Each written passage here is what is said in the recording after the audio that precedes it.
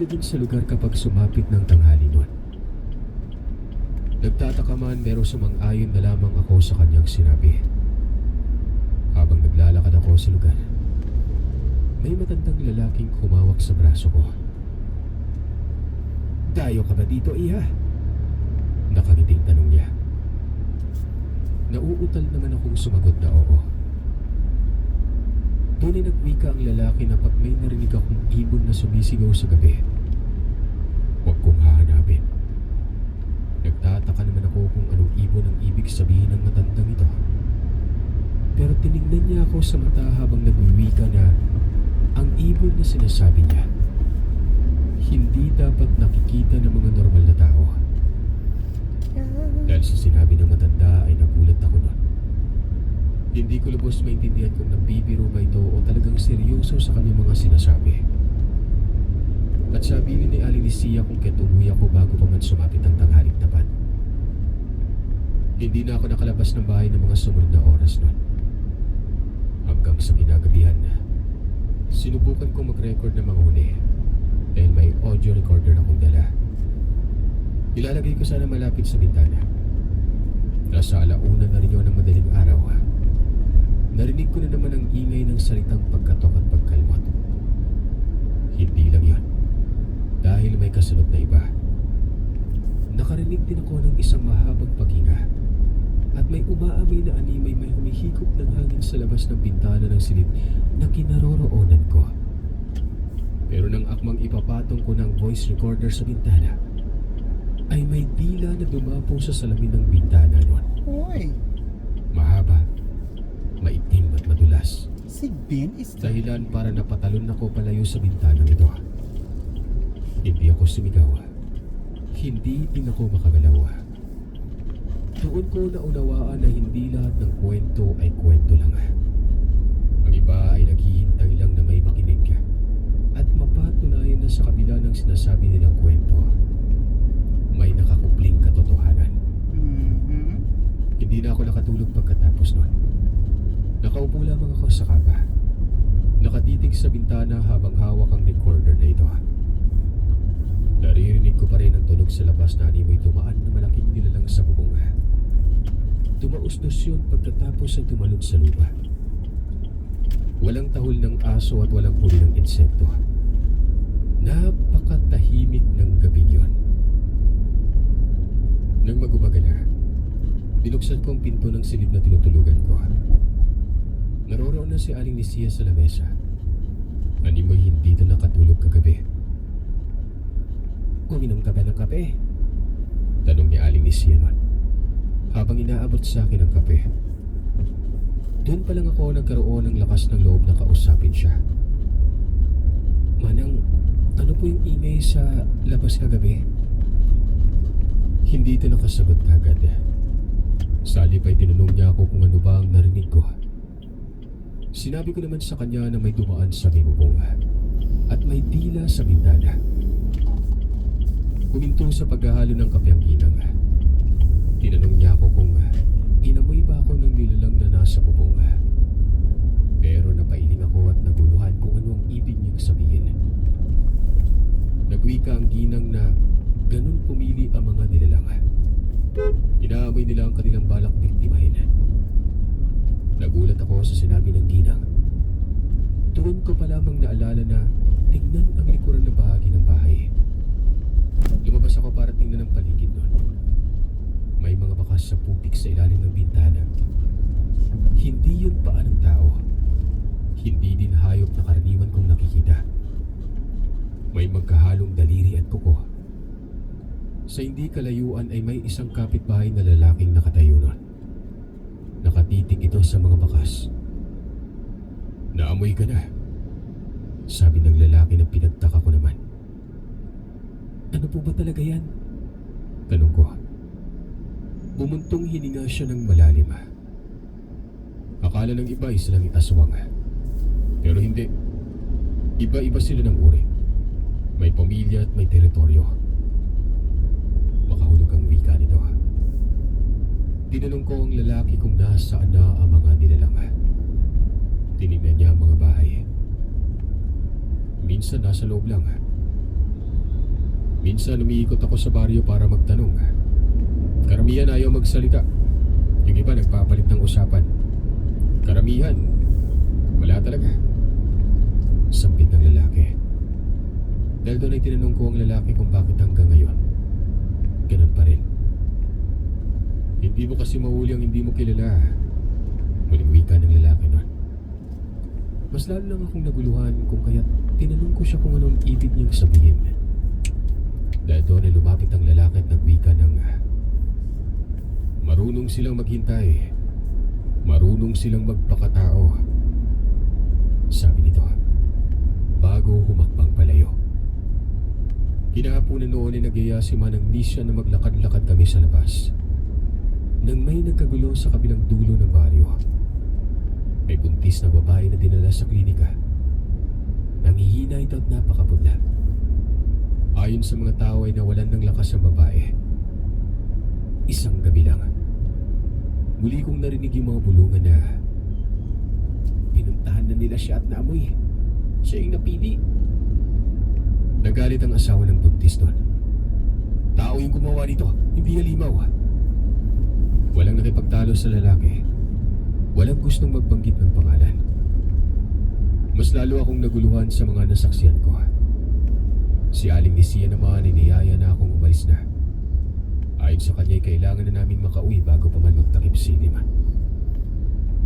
Pagka-uwi namin ay ilang oras na lamang lumipas. Gabi na naman.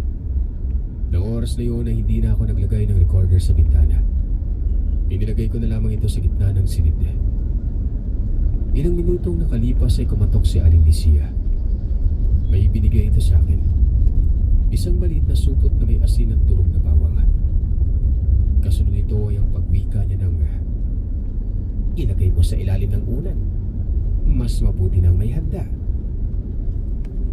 Hindi na ako nagtanong pa sa ginang. Nakatulog naman ako ng maaga ng gabi yun pero nagising ako pagsapit ng 3:00 ng madaling araw. Nakarinig kasi ako ng tunog ng ibon. Pero parang may mali. Paurong ang paghuni ng ibon na yon. Tik, tik, tik, tik, tik. Imbis na lumalayo ay animoy papalapit ang huni na naririnig ko. Naalala ko ang ilan sa sinabi ng matandang lalaki na kapag malakas ang tunog ay mas malayo. Kapag mahina naman ay nasa malapit na. Kasunod nito ay ang biglang pagkakita ko ng anino na gumalaw sa kurtina. Pero hindi ko ito binuksan. Hindi din ako huminga ng malakas. Nakita kong may dumaan na hugis tao na nakayuko. May mahabang mga braso. May mahinang boses na animoy nagbula sa ilalim ng lupa. Nakaamoy ako ng mabaho at nakakasulasok na amoy. Nanigas ang buong katawan. Kilala ko ang boses na yon. Boses ni Aling Nisia. Pero nasa kabilang silid siya o sadyang akala ko lang. May kumatok sa dingding sa likurang bahagi pero walang pinto doon. Doon ako nagdasal ng tahimik pero taimtim. At doon ko naisip na kung nasa labas ng boses si Aling Nisia, sino naman ang nasa loob ng bahay? Hindi ako gumalaw. Hindi ako huminga ng malakas. May kumakalmot na sa pinto at ang mga kalmot sa pinto ay dumadami. Parang hindi ko kulang eh. Ramdam ko na may matigas na bagay na humihila sa kahoy. Ngumingit-ngit ang kahoy sa diinon. Samantha. Bulong ng boses. Boses ni Aling Nisia. Sa labas ng pinto nang gagaling yon. Pero may isa pang boses na mahina sa pasilyo ng bahay na nagwika ng huwag mong papansinin. Dahil doon ay napatingin ako sa siwang ng pinto na makikita sa labag. At doon ay nakita ko na may anino ng paa na nakatayo sa labas. At may isa pang anino ng paa na nakatayo sa loob ng bahay. Nagbubulungan ng dalawang boses na magkaparehong tono na animoy nag-uusap. Napatingala ako nang biglang may kumalabog sa bubong. Isang malakas na bagsak. At dahil doon ay tumigil ang mga pagkalmot sa dingding. At tumahimik ang labas nun.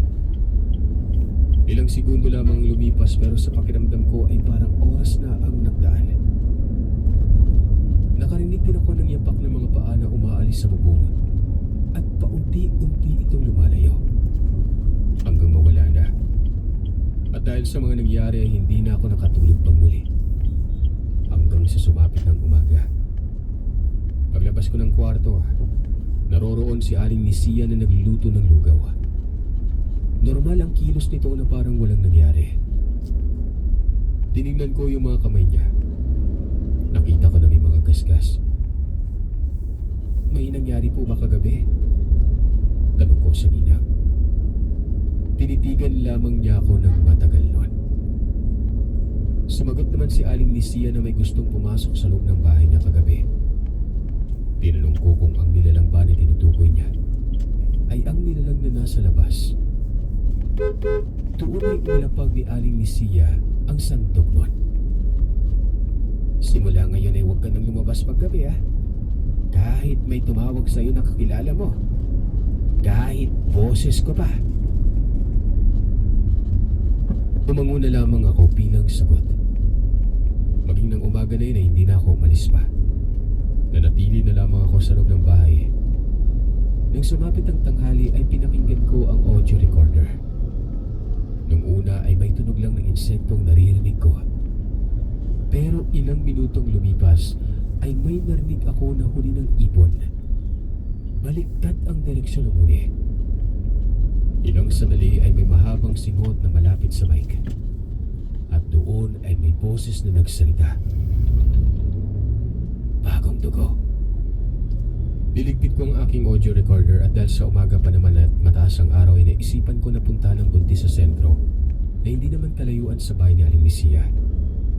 Pinayagan naman ako ng ginang pero bago pa man ako nakaalis, sabi nito ay huwag ako makipag-usap at magtiwala kahit kanino. Tumango na lamang ako sa sinabi ng ginang. Kahit pa malakas na ang pagdududa ko sa kanya ng mga oras na yun, alam ko na hindi ako basta-basta makakaalis sa lugar na ito. Napabuntong hininga ako habang pagkas na bahay. Sa hindi kalayuan ay muli kong natanaw ang lalaking nakausap ko ng mga nakaraan. Hindi ko alam kung bakit magaan ang pakiramdam ko sa lalaking ito. Mother? Alam kong sinusundan niya ako. Binilisan ko ang paglalakad para mabilis ako makarating sa sentro. Mabilis ang lakad ko hindi para iwasan siya, Hello? kundi para mabilis ako makalayo. At Hello? bago na rin matanong ni Aling Nisia Yes, na isa lang ka large nakipag-usap na ako hot sa- coffee please. No creamer, no sugar. Pagdating ko sa sentro, Maora. Thank nabutan ko you. yung asawa ng buntis na nakikipag-usap sa doktor. Ayon sa doktor ay wala namang sakit ang babae. Pero hindi nila alam kung bakit nangihina ang buntis nun. Wala naman Hot silang coffee, nakitang yes, basihan large. kung bakit yung No sugar, no cream. Pa-scotch tape lang ko sa gilid niya, miss. Para di mayabok na magbiyahe. Lamang sa ospital sa bahay ng buntis na. Hindi Ayaw naman na. biro yun dahil sa mula sa lugar kailangan pang bumiyahe na may isang oras bago makarating sa ospital. Thank you. Walang ano-ano ay may batang lumapit sa akin at nakipag-usap. Ate, nakakatulog ka pa rin ba sa gabi kung sa bahay na tinutuluyan mo? Sabi ko naman oo. Dahil nakakatulog naman talaga ako kahit konti. Doon ay nagwika ang bata na mabuti ka akin nakakatulog. Pero si Aling Nisia hindi. Maging yung kuya ko hindi din nakakatulog para bantayan ka Hala. Sabi pa ng bata. Hindi ko ito kilala kung kaya tinanong ko siya kung sino siya at bakit niya ako kilala nun. Pero sa halip na sumagot, ay inginuso niya sa akin ang lalaki na nakausap ko noon. Dito ay sinabi sa akin ng lalaki na nanganganib ang buhay ko. Kailangan ko nang makaalis sa lugar na ito. Sinabi niya sa akin na hindi ordinaryong tao sa Aling Nisia. Thank you. Isa itong aswang sa kanilang lugar. At kaya't hindi pa ako nito pinapatay dahil sa hihintay pa ng matanda ang kabilugan ng buwan. Iyon ay mangyayari sa mga susunod na gabi. Sinabi nito na yun ang dahilan kung kaya't hanggat may oras pa ay kailangan ko nang makaalis sa lugar. Natakot man sa mga nalaman ko ay naroon pa rin ang pagdadalawang isip ko na maniwala sa magkapatid. Pero nagpakilalang albularyo ang lalaki na noon ay nalaman kong Sandro ang pangalan. Marami ng kagaya mo yung nabiktima ng mga nilalang dito sa lugar. Noon wala akong nagawa dahil sa aminado akong hindi pa ako ganda. Ngayon, natatakot pa rin ako pero kahit papano, alam ko na may laban na ako sa mga nilalang na ito. Halos hindi ko naman alam kung anong isasagot ko sa lahat ng nalaman ko. Habang si Sandra naman ay may nilukot sa kanyang bulsa. Pulseras ito na gawa sa animoy balat ng kahoy. May mga palamuti ito na para bang gawa sa perlas. Nagbubuga din ang perlas na yun ng mapangutuloy. Banayad sa ilong na tila ba nagbibigay ng panatag na sensasyon sa katawan. Thank you. Pero sa halip na sa braso, ay sinabi ni Sandra na sa paa ko ay suot ang pulseras na yun. Nang sa ganun ay matapunan ng pantalon na suot ko. Total, lagi naman ako nakapantalon eh. Medyo kinilig pa ako nang siya mismo ang nagsuot noon sa paa ko. Nag-usal pa siya ng ilang kataga na ayon sa kanya ay sa bulag para sa aking pulseras. Hindi daw makikita ng aswang na may pangontra ako. Pero hindi din ito magawang lumapit sa akin. Tanging pagtango na lamang ang sagot ko dahil sa hindi ko man lang alam kung nang sasabihin ko sa kanya. Ilang sandali pang lumipas ay nagwika ang batang si Ipoy na parating na si Aling Isia. Dahilan para magkunwari akong may binibili sa isa sa mga tindahan na naroroon sa lugar. Ilang minutong nakalipas ay dumating na nga ito. Nakita ko pang ilan sa mga tao na naroroon na nangingilag sa kanya sa hindi ko malamang dahilan. Lalapit sana ito sa akin pero biglang napakunot ang kanyang noo at bahagyang lumayo. Sumulyap ito sa paligid na tila ba may hinahanap ang kanyang paningin. Dito ay bigla na lamang pumasok sa isipan ko na marahil ay ang magkapatid ang kanyang hinahanap. Pero nang nakita niyang wala naman ang dalawa sa paligid, ay muling bumaling ang paningin niya sa akin noon. Bakit Aling Isia? Ano pong nangyari? Tanong ko. Pero hindi ito sumagot. Salip ay nagwika ito na kung tapos na ang kailangan kong gawin, ay umuwi na ako sa bahay. Tumango na lamang ako sa sinabi na yun ng ginang. Nauna na itong naglakad sa akin palayo sa lugar. Wala naman akong imik na nakasunod lang sa kanya. Nang nasa iskinita na ako papasok sa tahanan ni Aling Isia, nakasalubong ko yung matandang lalaki na nakasalubong ko din nung unang mga araw ko pa lamang sa lugar. Nung una ay abot tenga pang pagmisi nito habang papalapit sa akin. Pero nang nasa malapit na lamang ito ay doon na kumunot ang kanyang munoo na parang hindi nito gusto ang pagmumukha ko. Ilang sandali pa ay nagwika ito ng, mukhang natututo ka na. Nais mo bang mapadali ang buhay mo? Hala. Tanong ito habang nalilisik ang mga mata. Atoy. Ano bang ibig mong sabihin, Manong? Magsasalita pa sana ito pero bumalik si Aling Isia. Sinisitsitan niya ang lalaki na parang kalintulad ng pagsitsit sa aso. At sinabihan niya itong umalis na para bang nagtataboy ng alagang aso sa daan. Pero sa halip na may insulto, ay tila ba asong sumunod ang lalaki sa tinuran ni Aling Isia. Bagay na ipinagtataka ko kung bakit ganun na lamang siya katakot sa ginang. Paglayo ng lalaki ay doon pa lamang nagsimulang maglakad ulit ang matanda. Pero sa hindi ko malamang dahilan ay narinig ko ang pabulong na katagang sinasabi niya na, napakaatat, hindi marunong maghintay. Takang-taka ko kung sino ang binubulong niya ng ganung mga kataga. Nagbigay yun ng palaisipan sa akin dahil sa paano ko narinig yung mga sinabi ng ginang, medyo malayo naman ang agwat nito sa akin.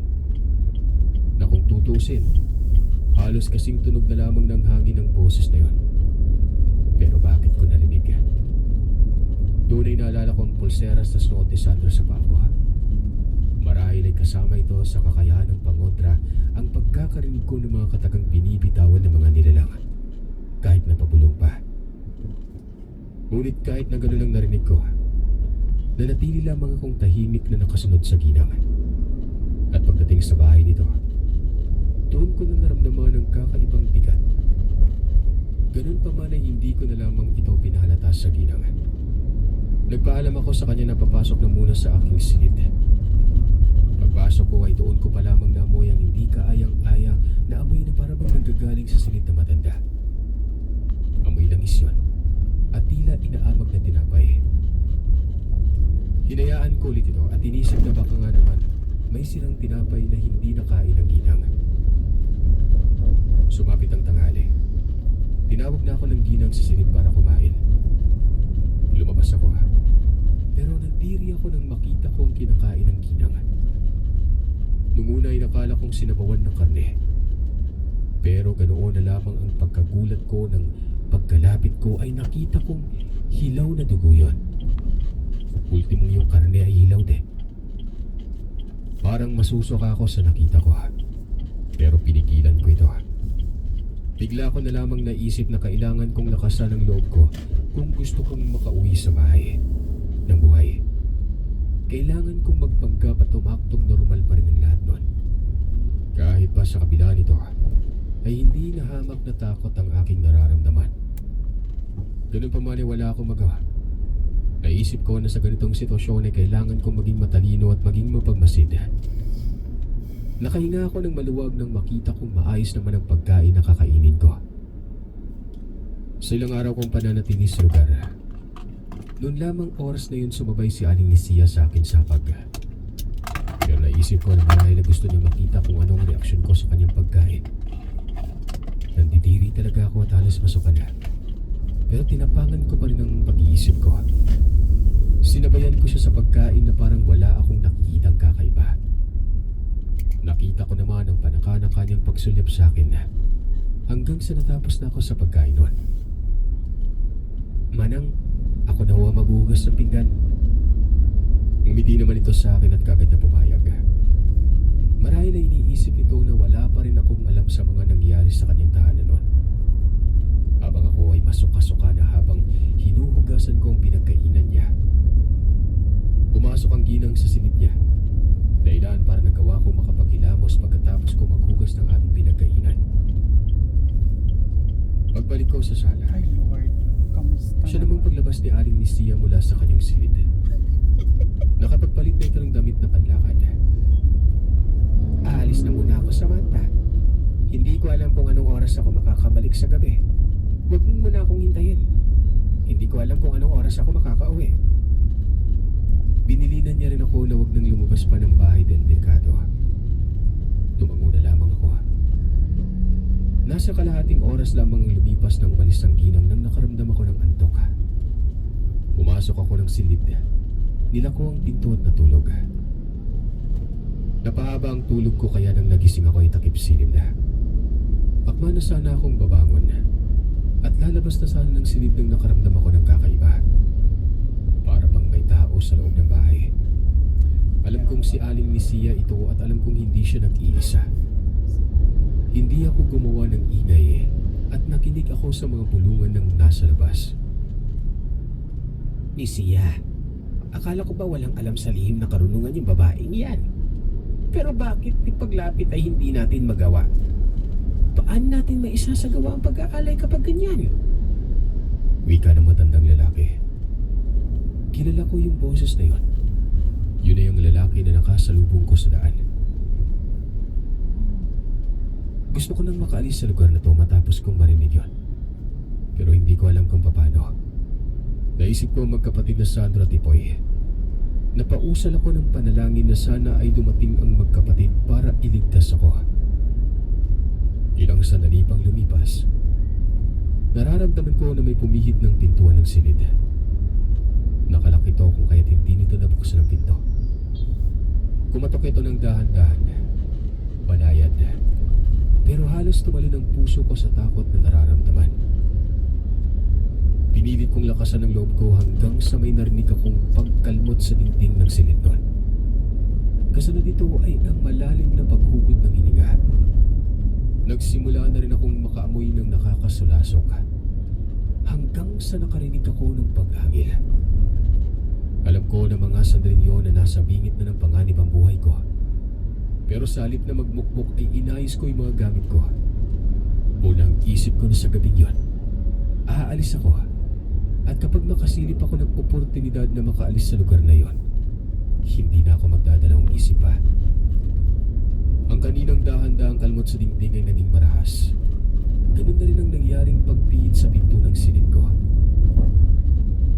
Manang Nisia, alam kong ikaw yan.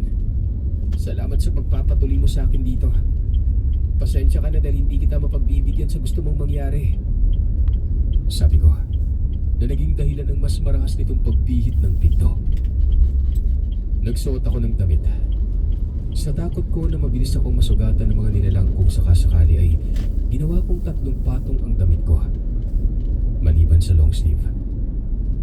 Nagsuot ako ng jacket para protektan din ang aking mga braso. Ganun din sa pantalon. Pagkatapos noon ay sinuot ko na rin ang backpack kong dala. Sakto namang palabas na ako nang biglang bumukas ang pinto nun. Nasira ni Aling Nisia at akmanan niya akong lalapitan nang biglang may umatungal sa labas. Dahilan para napigilan saglit ang matanda. Tunay narinig ko ang boses ni Sandro. May kausap siyang tao at ang kausap niya ay alam kong boses yun ni tatay. Nabuhayan ako ng loob dahil alam kong pumunta sa lugar ang ama ko para sunduin ako nun. Maya-maya ay may umatungal sa likod ng bahay. May narinig din akong putok na baril. Habang si Aling Nisia naman, mabilis na tinungo ang bintana, imbis na sunggaban ako. Kasabay ng pagbukas ng pintuan ay ang pagtalon ng ginang sa bintana habang ako naman ay nilapitan ni tatay. Hinawakan niya pa ako sa balikat ni Yugyug. Doon pa lamang ako nakagalaw at napasigaw. Nagpapasalamat ako dahil alam kong ligtas na ako noon. Ilang sandali ay nagsipasok na rin sila Sandro at iba pang kalalakihan sa loob noon. Hindi ko kilalang iba. Nalaman ko na lamang ng mga antingero pala yung mga kalalakihan na ito. Nung sinabi sa akin ni Sandro, nakiusap si Itay sa magkapatid na samahan nila kami pa uwi. Habang ang 3 kalalakihan naman ay nagpasyang tugisin si Aling Nisia. Ayon sa kanila ay malaking bagay kapag napatay nilang aswang na matagal nilang tinutugis. Habang nakasakay kaming tricycle, nakikita pa rin namin ang anino na nakasunod sa amin ng mga oras na yon. Pero nawala din ito nang nakita namin na hinahabol din pala ito ng mga antingero.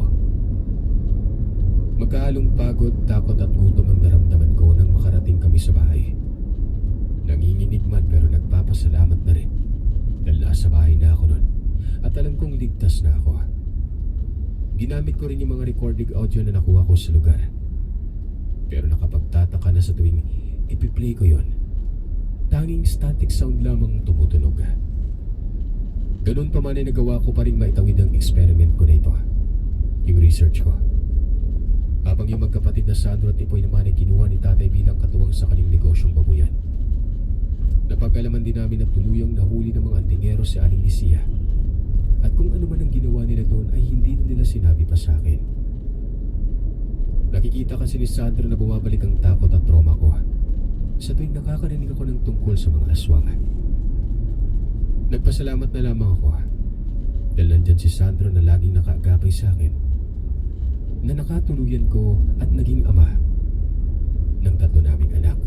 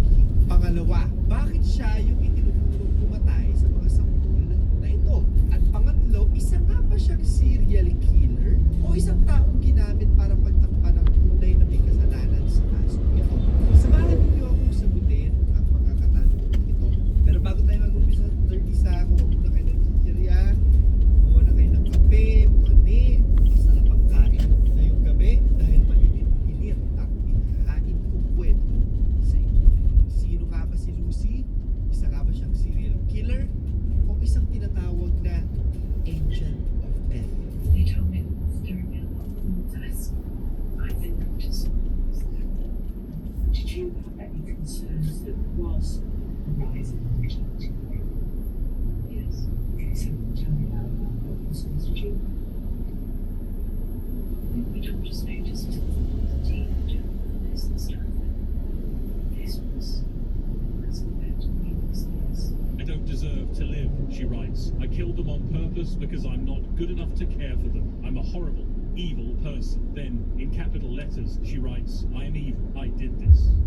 Sa mga pangalang gumulantang sa mundo noong 2018 ay ang pangalan ni Lucy. Sino ba namang hindi magugulat kung sa headline na nabasa mo ay binansagan siyang baby poisoner matapos siya makasuhan ng pagpatay sa 7 sanggol at pagtatangkang pagpatay sa karagdagang 7 pa. At dahil mga bata ang involved, mga mahinang sanggol to be exact, hindi naman mapupunta sa neonatal ICU yan kung classified as well baby yan. Hindi may iwasan na talagang suminhi, galit at emosyon ng mga tao, especially kapag baby ang usapan. Siyempre magagalit ka doon sa nurse na inaasahan nating mga ngalaga at tutulong pagalingin yung mga batang naga.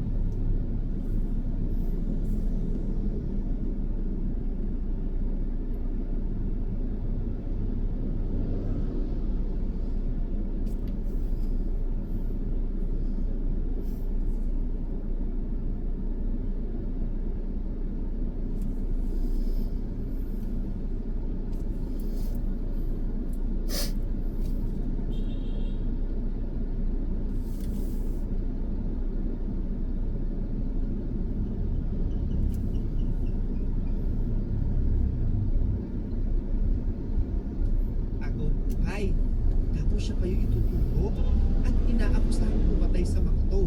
Alam nating lahat na basta bata ang usapan, yung emosyon po ng mga tao, miski ako po wala po talaga yan. Ano yun?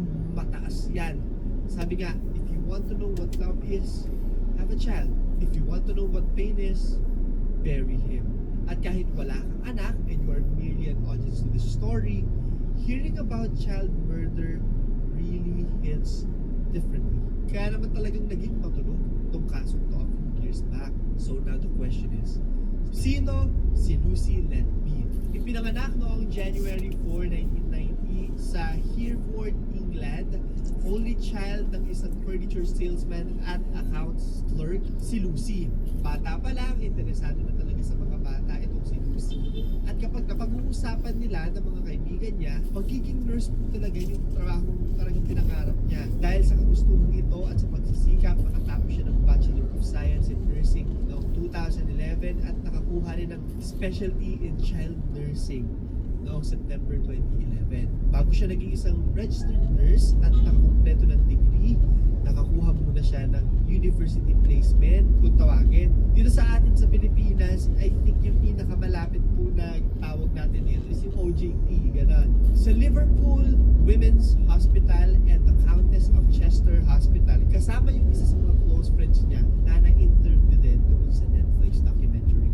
And just to be clear, para doon sa mga nakapanood ng documentary, kung mapapansin nyo sa video tuwing ini-interview yung friend niyang tinago nila sa pangalang Maisie, may nakalagay na digitally anonymized. Ibig sabihin po nito, tinago yung identity ng tao gamit using digital means, and for that video, kinabila nila ito na AI. Sabi nitong si Maisie, nung nakapasok sila sa Countess of Chester Hospital through university placement, hindi raw welcoming at medyo dismissive sa kanila yung ibang staff. Kaya naman, nagtataka siya kung bakit ginusto pa rin ni Lucy na manatili sa parehong ospital matapos niyang makuha yung degree niya. By January 2012, nagsimula siya magtrabaho bilang isang registered nurse sa nasabing ospital. And by 2014, nakakumpleto din siya ng neonatal specialization course at nagdagdag pa ng additional training by early 2015, letting her earn qualifications to work with infants in intensive care. Sa totoo lang, mahirap po yung nursing. Halos bawat skill na kailangan sa ospital ng isang nurse, kailangan ng separate license at assessment, lalo pa at buhay ng tao yung nakasalalay sa kanila. At isang maliit na pagkakamali lang, buhay rin ang nakataya.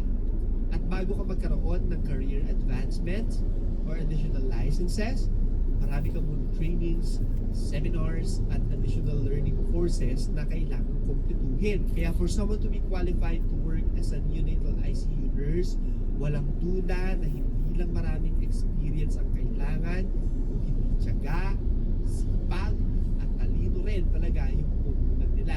Dagdag challenge pa sa atin, medyo maliit po yung binabayad sa ating mga nurses. Given na isa to sa mga pinakamalalaking export po ng Pilipinas, no? Yung mga Filipino nurses natin na kilalang kilala sa buong mundo. Pero balik tayo sa kwento.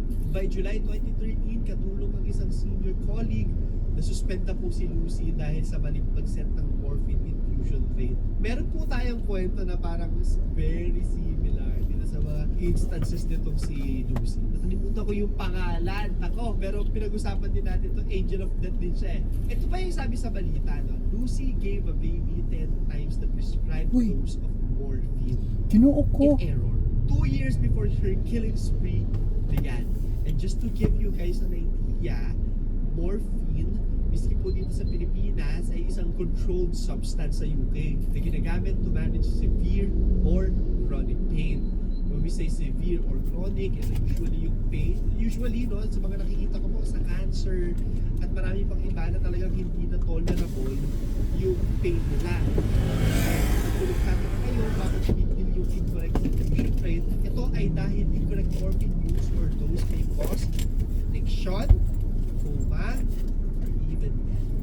Fortunately, walang nangyaring masama doon sa baby. At matapos ang isang diskusyon kasama yung manager niya, na-lift yung suspension after a week with the argument that it was a mistake, sadya, and that the infusion was checked by 2 nurses. May kasama si Lucy, and the other nurse involved was more senior to her. By April 2016, nagkaroon din siyang nagbigay ng unprescribed antibiotics. Dahil sa pangyayaring ito, nilipat siya from night shift to morning shift. By June 2016, inalis sa hospital duty si Lucy with a pending investigation dahil sa misteryosong pagdami ng pagkamatay ng mga bata sa ospital habang siya yung naka-duty.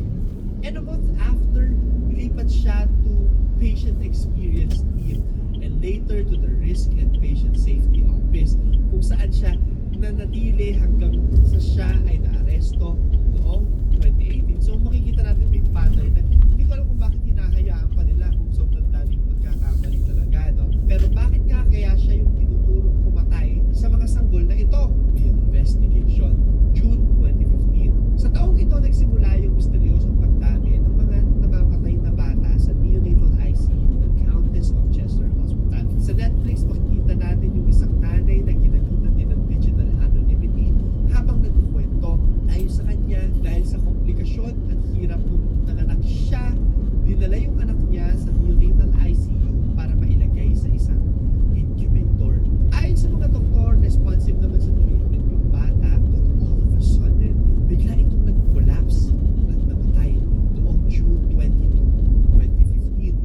Bukod pa rito sa kaparehong buwan, 3 iba pang sanggol ang namatay noong naman June 8, 14, and 22, 2015, magkakalapit. By February 2016, umakyat yung death toll to 9 hanggang sa umabot ito ng 13 by June 2016. Ayon kay Dr. John Gibbs, isang retired consultant pediatrician, in the 21 years I've been a consultant, I've never seen anything like this before. Ito daw yung unang beses na nakakita siya ng ganung karaming pagkamatay ng mga sanggol sa loob ng neonatal ICU sa nasabing ospital. Dahil sa usbong na panic at pag-aalala, syempre nasa ospital sila.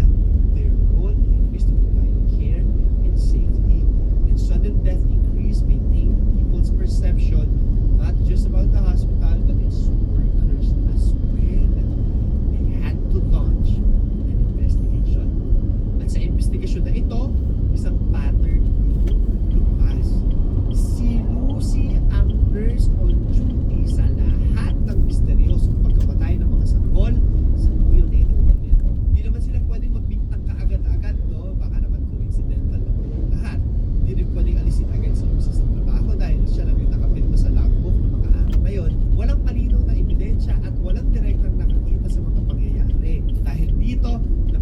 nagdesisyonan ng management na inilipat muna si Lucy to morning shift mula sa pagiging night shift nurse nito. Dito na pumasok yung pagtataka.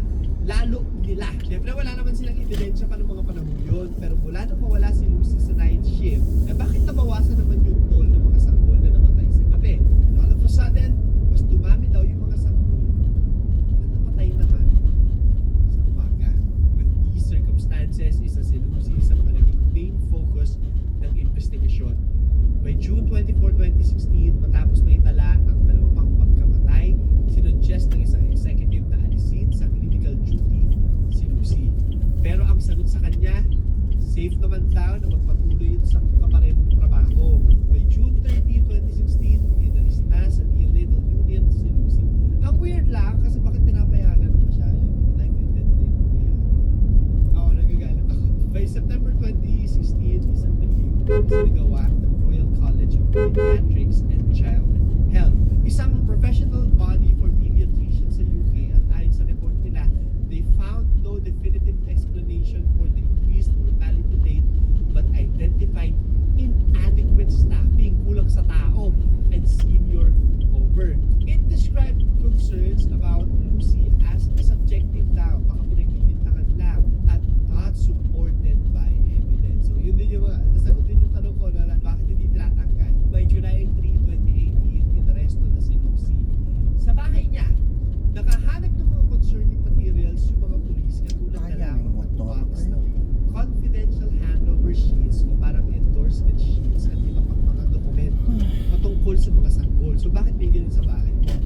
Umabot sa 250 na mga papel yung mga nakuha nila, at ito ay naka-arrange ng chronological order sa oras, base sa oras o kung kailan nangyari. Nung tanungin siya kung bakit nasa kanya yung mga dokumentong yun, sabi niya, nauwi ko lang po, ang aksidente lang po, hindi ko po sadya yan. Nakapagpiyansa naman siya pagkatapos nito, pero pagdating ng October 10, 2022, muli siyang inaresto sa pangatlong pagkakataon at 24 hours later, sinampahan siya ng kasong 8 counts of murder and 10 counts of attempted murder. Pagdating ng October 22, 2022, nag-umpisa yung kanyang trial. Yung prosecution nagbigay ng iba't ibang paraan kung paano daw ginawa ni Lucy ang pagpatay, pagtangkang pagpatay sa mga bata. Narin na yung tinatanggalan niya raw ng airway tubes, ino-overfeed niya raw yung mga sanggol hanggang sa ma-inflate yung kanilang mga sigura. Eh di ba bawal na yung mga bata, di ba? Na maaaring mag-cause ng hirap sa paghihinga. Ayon din sa prosecution, maiba-iba raw yung paraan ng pagpatay ni Lucy, at creative daw ito sa pag-iisip ng paraan upang siguraduhin na lang makakatulog sa mga ginagawa niya. Balikan natin yung isang batang nabanggit ko sa inyo kanina, no? Sa Netflix documentary na tinago nila sa pangalan Zoe. Ayon sa mga report, meron daw nakitang strange skin discoloration sa sanggol na hindi pa nakikita ng mga doktor nila noon. May nakita rin air embolism o may hangin na nakita doon sa ugat ng bata. At ayon sa isa sa mga doktor na nag-examine dito, ang air embolism na ito ay nakuha sa delivery kung sadyang pag-inject ng hangin sa ugat ni Zoe. Ay nako, ito yung rason kung bakit mo napapansin nyo inaalis ng mga nurses yung hangin sa syringe bago na-inject. Dumagdag din sa pagdududa nila yung nakitang messages ni Lucy sa mga katrabaho patungkol sa pagkamatay ng mga bata at ang paghahanap niya sa magulang ng mga sanggol sa Facebook. Yung dalawa sa mga batang ibinibintang na napinsala ni Lucy ay nakitaan ng insulin na hindi naman kailangan ng mga ito. Bakit na sobrang delikado lalo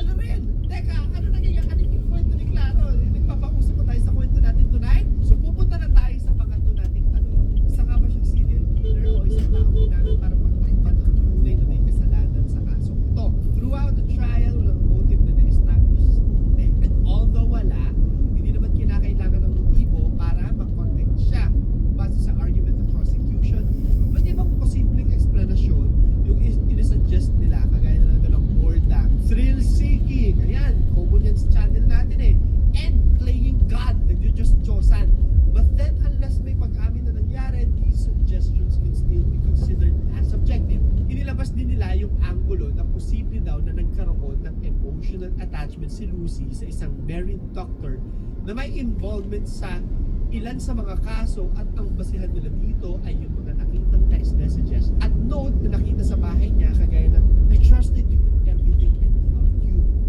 You were my best friend and please help me. Isang akusasyon na agad naman dinanay ni Lucy. Wala daw silang naging relasyon. Ayon naman kay David Wilson, isang emeritus professor of criminology noong 2023, maaari daw na may hero complex itong si Lucy. Pero ano nga ba yung hero complex? Sabi po sa Google, a psychological phenomenon where an individual feels an excessive, often unconscious need to save, fix, or rescue others to feel validated, important, or recognized. While stemming from a desire to help, it often leads to burnout, strained relationships, and creating dependency or unnecessary crisis. By 2024, naglabasan yung mga tao sa paraan ng prosecution sa paggamit ng mga data at ebidensya. Marami nagsasabi na mas nag-rely daw yung prosecution sa reasoning imbis na sa direct evidences. Kaya naman kahit walang direct ng ebidensya na magtuturo kay Lucy, na-convict pa rin ito mostly due to circumstantial evidences. By May 2024, naglabas ng article ang The New Yorker kung saan kinu-question yung conviction kay Lucy. Na-highlight sa article yung ilang problema sa mismong neonatal unit ng hospital. Kagaya na nga naman nabanggit ko kanina na chronic staffing shortages, kulang yung tao doon sa neonatal unit. Idinagdag pa na yung mga staff daw ay overtaxed at isang specialist na nasama dito yung mga hygiene concerns. Gaya ng inquest finding ng pagkamatay ng isang sanggol noong 2014 after a breathing tube was inserted incorrectly. Mga drainage problems na nagresulta ng blocked pipes at occasional sewage backflow in sink. So baka sinisisi lang si Lucy, may ganong egel. Ayon sa article na ito, maaaring hindi si Lucy yung dahilan ng mga pagkamatay kung hindi yung mismo hospital. Idagdag pa na since si Lucy yung pinaka-qualified na nurse nila, siya rin daw yung laging pinagbibigyan ng pinakamahinang sanggol o siguro yung pinaka-komplikadong cases. Sabi pa nga ng defense lawyer nila si Mark McDonald, it would be odd if she wasn't there when something went wrong. Lalo pa at madalas mag-render ng additional hours si Lucy dahil na rin sa insufficient staffing sa unit nila. Hinighlight din niya na hanggang sa ngayon wala pa rin na-establish na motibo, walang CCTV evidences at walang direktang nakakakita na may ginawang mali si Lucy sa mga insidente nito. Bukod pa sa mga naunang post-it notes na nakitaan ng I killed them, I am evil, and I did this, may nakita rin post-its na naglalaman ng mga salitang slander, discrimination, na ayon sa defense, maaaring may suggest na hindi talaga naniniwala si Lucy na siya yung may kagagawa. Rather, scribbling is a way for her to process her feelings and so baka may hindi siya masabi, di ba? Hindi talaga nilalagay. Isang judge din daw ang nag-express ng pagdududa sa expert na kinuha sa trial dahil sabi ng judge, this person makes no effort to provide a balance. Yun. And that no attempt has been made to engage with the full range of medical information. Para naman malaman kung talagang qualified na ba itong naunang expert, kumonsulta si McDonald kay Professor Shu Lee, original author ng findings on air embolism na ginamit ng experts sa naunang trial para mag-convict si Lucy. Sabi ni Professor Shu, if my paper was misinterpreted, we have a big problem on our hands. They did not describe the kind of skin discoloration that was diagnostic of embolism, but they had described skin discoloration due to hypoxia or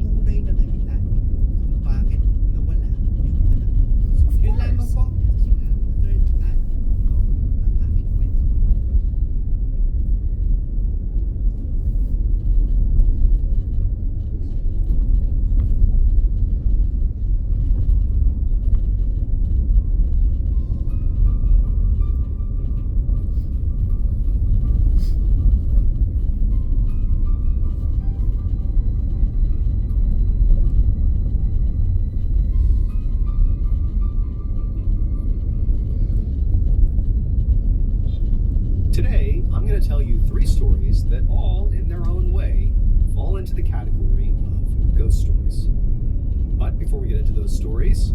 If you're a fan of the strange, dark, and mysterious delivered in story format, then you come to the right place because that's all we do, and we upload 2, 3, even 4 times every week. So, if that's of interest to you, please sneak into the Light Button's house and replace all of their light bulbs with light bulbs that flicker.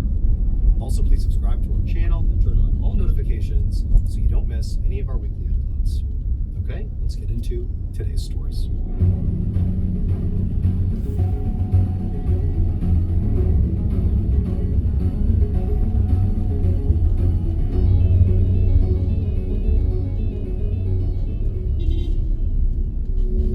One night in April of 1919, a middle-aged man named Eric Marth woke up in his bedroom in the city of Milwaukee, Wisconsin, because his entire bed was shaking. He saw his wife, Margaret, was lying next to him and she was thrashing around and gasping for air. But Eric didn't panic because he knew exactly what was happening. So Eric and Margaret had moved into this house just a few weeks ago, but pretty much right away after moving in, Margaret had begun having these very intense nightmares that would wake her up almost violently, like what was happening right now. Now, from Eric's perspective, these nightmares she was having looked horrifying, but there really was not any physical risk to Margaret. I mean, she would just have these horrible visceral dreams and kind of shake around, but that was it. And so, like he had been doing the past couple of weeks, Eric just reached over and gently put his hands on his wife's shoulders and began repeating her name very gently over and over again to try to kind of get her out of this trance she was in. And sure enough, a moment later, Margaret, who kind of stopped flailing, she let out this huge gasp. And then she sat up straight and panted for air, and she turned to her husband and she said, "I saw the ghost again." And when Eric heard this, he wasn't like, "Oh my goodness, there's a ghost." Instead, he was just kind of annoyed. And so he did his best to comfort her, but he's just thinking, what in the world is going on here? So a few years ago, Margaret had joined the spiritualism movement, which was a very popular religious movement at the time. And spiritualists thought they could contact the dead. Now, Eric absolutely did not believe in ghosts, and he was pretty sure that Margaret's staunch belief in spiritualism was now effectively causing these nightmares. It was not the house, it was just her belief system. It was kind of manifesting in these nightmares. However, Margaret felt the opposite. She felt like it was the house itself that was haunted. And it was haunted by a vengeful spirit that attacked her every night in these dreams. Now, Eric, it's the middle of the night, he's tired, he's annoyed. He didn't feel like discussing whatever she believed about this ghost right now. So after she said, I saw the ghost, I saw the spirit again, he just told her to, calm down, go back to sleep. But on this night, Margaret didn't lie down. She actually turned to Eric and she said, "No, I have to figure out what's going on. I have to figure out who this ghost is and why they're haunting me." A week later, a very resigned Eric sat at his kitchen table next to Margaret, and across from them sat a medium, which is a person who spiritualists believed could talk directly to the dead by conducting a ritual called a seance. The medium began to light some candles, and as they did, they told Eric and Margaret to close their eyes because she was ready to begin the seance, where she would ask the spirit haunting their house what it wanted. They needed, silence and their eyes closed to do that. So Eric fully believed that this seance would be a waste of time and money. He didn't believe in this stuff at all. But he knew his wife did, and it meant a lot to her. And so he's thinking, maybe this can help my wife sleep through the night again. And so Margaret and Eric did as they were told. And Eric, he closed his eyes and he listened as the medium began clearly rocking back and forth in her chair and began sort of dramatically calling out to the ghost and telling him to reveal himself. And at first, nothing happened, which was exactly what Eric had expected. But after a minute, Margaret suddenly jumped up from the table and ran out of the kitchen across the living room. And Eric, not knowing any better, just got up and followed her. And Margaret, she ran down the hallway and she threw open a door that led down to their cellar, and she raced down the steps. Now, Eric was doing his best not to ridicule what was happening here and just to play along. But it's like, what is his wife doing? What's happening here? And so as he's chasing after his wife, he starts saying, "Honey, what's going on here? Where are you going? What is this?" But she didn't respond. It was like she was on a mission. And then finally, when Eric got down the steps and he's in the cellar, he saw his wife, who was now standing in the middle of the cellar with her arms out wide.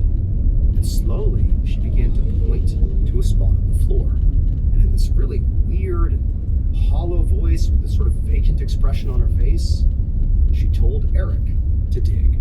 Now at this point, Eric was totally freaked out. Not because he believed that the seance had worked or that there was a ghost here, but because his wife genuinely was acting totally bizarre. I mean, she was acting possessed. And even if that was an act, it was a terrifying one. And so he just said, no. There was no way he was just going to start digging up the cellar floor. Like, what is going on here? But then the medium came rushing down the stairs as well. And they said that Margaret was in a trance, that the ghost in this house was channeling her, and that basically Eric had to do whatever the ghost said. Suddenly, Margaret's voice cut across the room again, and she said to Eric to dig up the floor. And this time she was more forceful and almost desperate, like, you must do this. And so Eric, he's looking at his wife, he's looking at the medium, like, what in the world is happening here? But he's like, you know what? I don't know what's happening. I'm just gonna dig. I'm gonna do what they tell me to. So he grabbed a shovel and just began digging up the cellar. And after just a few minutes, Eric's shovel hit something in the ground, something hard. He thought it was just maybe like a big rock or something. But a few minutes later, after he and the medium and also Margaret, who's now come over at this point, they'd kind of cleared off whatever it was, they saw in the ground, what had previously been covered by the earth, was this rotten wooden box. And so he and Margaret and the medium, they pulled it out of the hole and they opened up the lid. And all three of them immediately recoiled, because inside of the box was a human skeleton. And so after a minute of just, again, stunned silence, Eric just looked up at Margaret, who did not seem shocked by what she was looking at. This was like confirmation in some ways. And he says to Margaret, is this the skeleton of the ghost that's been haunting you? And Margaret, with that same hollow voice, like it wasn't her voice, looked at Eric and just said, no. It would turn out, according to the story that has been passed down about whatever happened in this house, that the ghost was a doctor who used to live in the house that Eric and Margaret moved into. And 18 years earlier, this doctor had performed an illegal surgery on a young woman, and this woman had died during this procedure. But again, because this surgery had been illegal, the doctor knew if word of what happened here got out, he would be arrested. So what did he do? He dismembered the girl's body and shoved it into this wooden box, filled the box with quicklime, and then he buried it in his basement. And amazingly, the doctor never got caught for what he did. And so he basically spent the rest of his life feeling very ashamed and guilty. And then finally, when he did die, it was like his spirit couldn't actually rest until he confessed. And so this haunting was basically to get Margaret to go down into the basement and see what he had done.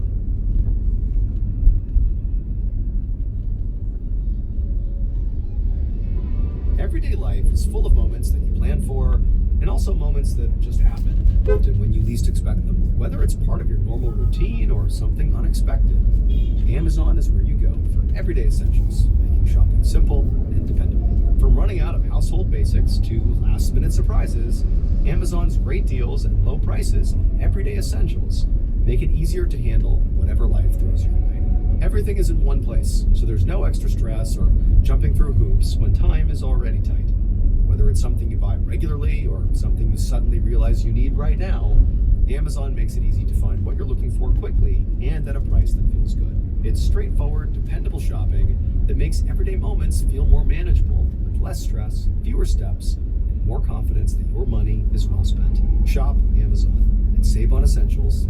Save the everyday.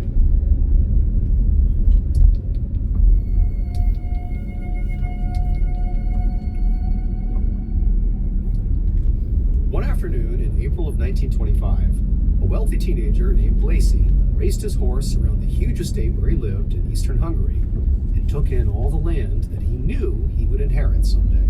He stopped when he reached the gardens on the far side of the estate, but before he could ride his horse into the gardens as he wanted to, a field worker ran up to Lacey and asked him to stop and turn around. The field worker, who was about Lacey's age, explained that Lacey was not allowed to ride his horse through the garden anymore because the last time he had rode through some flower beds, and Lacey's father was really mad about it. And at this, Lacey felt totally exasperated because he was tired of his father always bossing him around. And it embarrassed him to be reminded of this by someone as low class as a field worker. So Lacey's family was part of the noble class. His dad was a baron, his mother was a baroness, and they lived together in an old castle on this beautiful estate. And for the most part, Lacey loved his noble life, but his father could be harsh and really controlling. And sometimes Lacey dreamed of the day that he would inherit his dad's title, because then he, Lacey, would be in charge of the estate, and he could finally run things the way he wanted. And so Lacey decided he wanted to show his father and this field worker and the other field workers that they couldn't order him around all the time. And so he rode his horse right into the gardens and intentionally rode all over their prized flower beds. Lacey's plan was to head back home, go into the castle, and talk to his father about that field worker's rudeness. But when Lacey got back to the castle, he didn't have a chance to even speak to his father, because that whole day his dad was very busy with estate matters. And then that night, his father died of a heart attack. A week after his father's death, Lacey walked through the crowded banquet hall in his family's castle looking for his mother, because he wanted to make sure that she was okay. He and his mom had just gotten home from his dad's funeral, and now they were hosting a reception for everyone who had attended. But Lacey couldn't find his mother anywhere inside of this banquet hall, and with a sinking feeling, he realized there was only one place she could be. So after Lacey's father had died, his mother had gone a little bit crazy. She refused to believe that her husband had died of a heart attack, and instead kept insisting that he had been murdered. More specifically, she thought he had been scared to death, because when she had seen his body for the first time, his facial expression looked horrified, like he was actually scared as he died. Now, the doctor had explained to her that, it was entirely possible that his heart attack came on suddenly and he was scared about what was happening to him, and so, was scared when he died. But the Baroness wouldn't listen. She said this was intentional. Somebody did this to him. And so ever since, she had basically spent all of her time in Lacey's father's bedroom searching for clues about her husband's supposed killer. So now, Lacey left the banquet hall and climbed the stairs of the castle up to his father's bedroom. And just as he suspected, when he knocked on the door, his mom answered, looking totally frantic. Lacey told her to come downstairs and say hello to their guests, but she said no, that she was too busy for evidence. And before Lacey could say anything, his mom just shut the door in his face. The next 6 months went by basically the same way. Lacey's mother spent all her time locked up in the Baron's bedroom around the clock, and Lacey spent most of his time riding his horse, including in the garden, because he didn't like going home anymore. His mother was now technically in charge of the family estate, but she had really let things go since her husband had died. She basically had not taken up any of the responsibilities that she was now in charge of. And so at this point, Lacey really couldn't wait until he was on his own and in charge of the castle and the estate himself. One night in mid-October, so this is at the 6-month mark from when Lacey's father had died, Lacey ate dinner alone, which was common at this point since his mom basically still refused to come downstairs at all. And then after he ate dinner, Lacey began making his way upstairs to get ready for bed. And as he walked upstairs, Lacey just felt overcome with anger and desperation and just kind of general angst about the current situation. He longed so desperately to just be alone and in charge of the estate. He hated the current setup with his mother in charge but not really doing anything. The whole estate was just falling apart here. But eventually, despite feeling kind of riled up, Lacey, got into bed and closed his eyes and did eventually begin to drift off to sleep. But right after he had fallen asleep, he was suddenly awoken by this ear-piercing scream that was echoing down the hallway, and he realized it was his mother, and she was screaming for help. And so Lacey jumped out of bed and he raced down the hallway to his father's bedroom, and as he ran, other servants were flooding the hallway, racing towards the room as well. And Lacey, he got to the door, he unlocked it, and rushed inside. And when he got in there, he saw his mother pointing at the foot of the Baron's bed, and she was saying that a demon had appeared in the bedroom and had loomed over her like it wanted to kill her. And so she told Lacey that the demon had to be what scared his father to death. The demon was the murderer.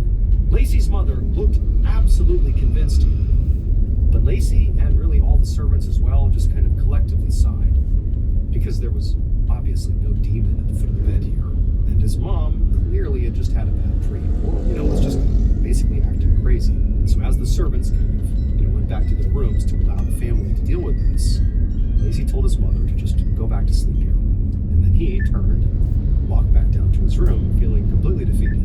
Because to Lacey,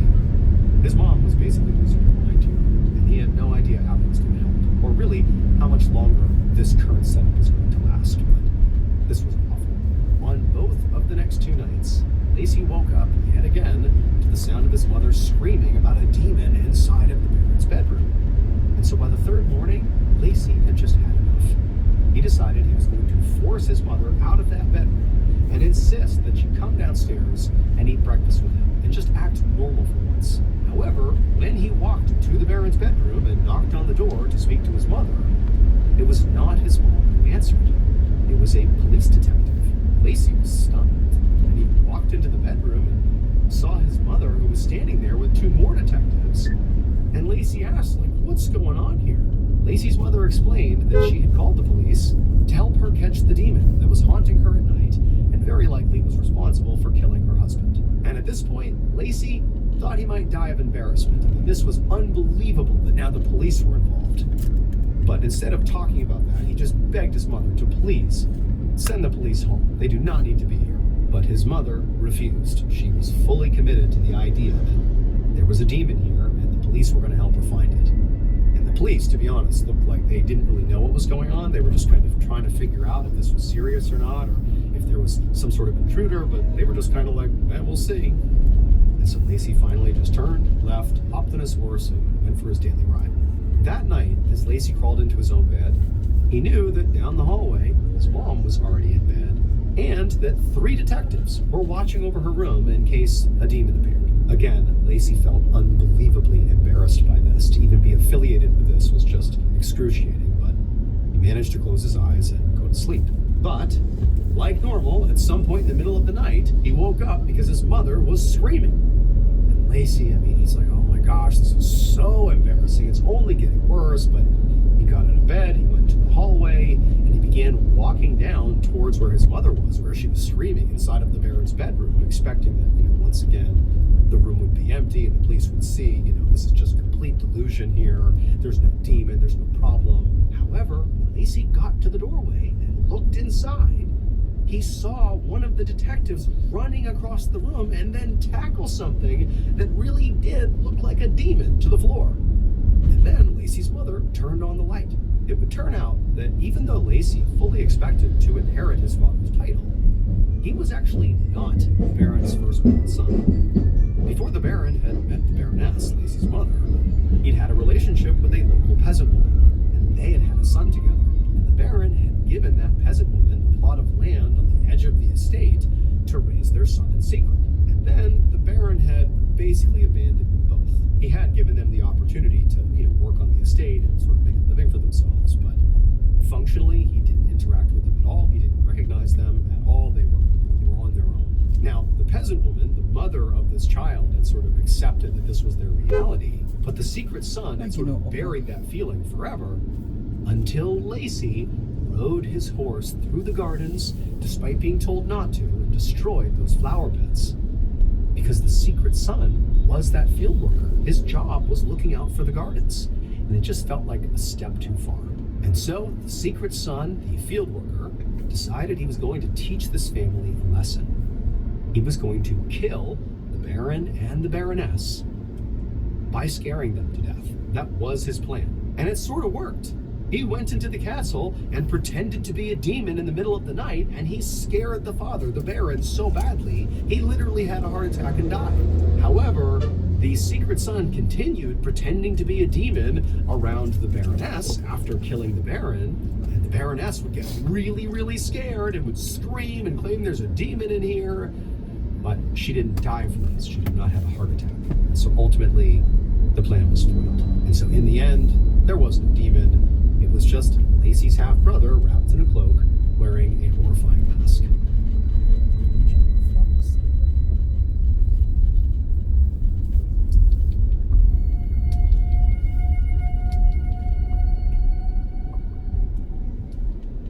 One morning in early August of 1927, a 24-year-old woman named Inez Perry walked in the back door of the farmhouse where her parents lived in rural Vermont. And as soon as she walked in, she went into the kitchen where her father was at the kitchen table with a man she had never seen before, and the two were shaking hands, and she heard her father say, "We have a deal."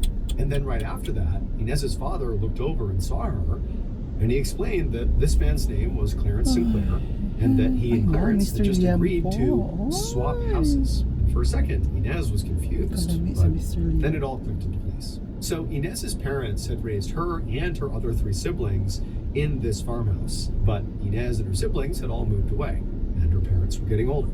Her dad's health in particular was starting to fail, and keeping up the farmhouse was getting to be too much for him. And so her father had been trying to sell the property for a while, but nobody seemed to want it. However, now it seemed like he had finally found a solution. Her dad explained to her that Clarence and his family would move into this farmhouse and take over the farm. And in exchange, he and Inez's mom would move into Clarence's house just a few towns over. Now, to Inez, this arrangement did seem a little strange, but it also did solve her parents' problem. And so even though she was going to be sad to say goodbye to her childhood home, she decided that this had to be the right move for her parents. So she said, that's great.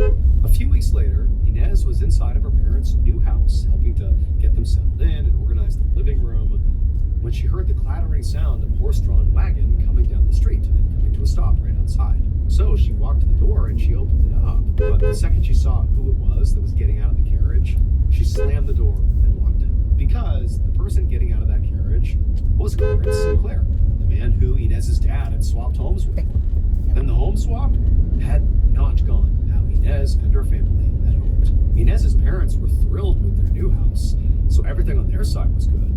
But pretty much immediately after actually doing the swap, Clarence had started acting totally unhinged. He had come back to his old home repeatedly without being invited, and he would beg Inez's dad to switch houses back, that he had made a horrible mistake. But Clarence would never elaborate. He would never really explain why he felt this way. He would just, demand, please, I've made a horrible mistake. We have to switch back. But Inez's dad had said no.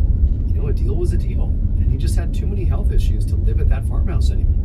And Clarence couldn't actually cite any real problems with the farmhouse that he so desperately wanted to, give back. And so as far as Inez's dad was concerned, the subject here was closed. He had not given him a faulty property, and there was no real reason here to go back to the way it was, and so it was a no. So now, Inez and her parents watched from the window as Clarence hopped out of his wagon and came rushing onto the porch, and he looked absolutely crazy. His hair was messed up and greasy, and there were dark circles under his eyes, and he really looked like he hadn't slept in weeks. And Clarence promptly began pounding on the front door, shouting that his family could not live in their farmhouse, and that this was now a matter of life and death. But eventually, when Inez and her family refused to come out, Clarence finally gave up, turned around, got in his wagon, and drove away. Now, that was the last time that Clarence came to their house, but it was not the last time that Inez and her family would hear about their old farmhouse. A few weeks later, on November 4th, after several days of very heavy rainfall, Inez picked up the newspaper and saw that their old neighborhood had been basically washed away by historic flooding, and that included their old farmhouse that had literally been carried off, and the family that had been living in the farmhouse were dead. But that family was not Clarence Sinclair's family. It would turn out that after Clarence and his family had moved into said farmhouse, Clarence began having these horrible dreams where his dead mother would appear to him and tell him to move out of this farmhouse right now because something terrible is going to happen here. Now, at first, Clarence ignored this and chalked it up to a bad dream, but the dream kept happening over and over and over again, and it was driving him mad. And so eventually, he did go to Inez and Inez's parents and tried to switch it back because he felt like this dream really meant something. But Inez's father just kept saying no and said, no, that's your house now. And so Clarence never elaborated to the family about why he wanted this back because it made no sense to him either, but he ultimately listened to his dead mother in his dream, and he wound up just selling the farmhouse just to not live there anymore. So that decision would ultimately save Clarence and his family, but it would also condemn to death the family who moved in.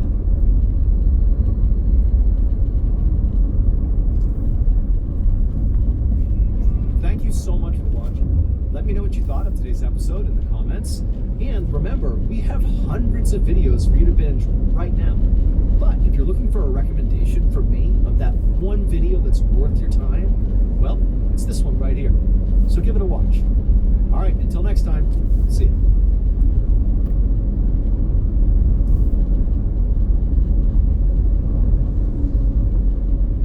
Ako si Lucas. 58 taong gulang. Katulad ng iba, ay may karanasan din akong nais na ibahagi. Ito ay tungkol sa isang nakakatakot na pangyayari na hindi ko makakalimutan habang nabubuhay ako. Binata pa lamang ako ng mga panahon na mangyari ito. May mga aswang na kung tawagin ay tiktik ang sumalanta sa aming baryo. Sa bayan na nasasakupan ng San Joaquin sa Iloilo. Ipinanganak at lumaki ako sa isang baryo sa bayan ng San Joaquin. Hulila na ako sa ama kung kahit ang aking ina na lamang ang kasama ko sa bahay. Nagtatrabaho pa ako nun sa bayan habang si nanay naman motor. nag-aalaga ng mga baboy na siyang naging katuwang na namin sa aming kabuhayan. Maayos ang pamumuhay dito at karamihan sa mga nakatira magsasaka.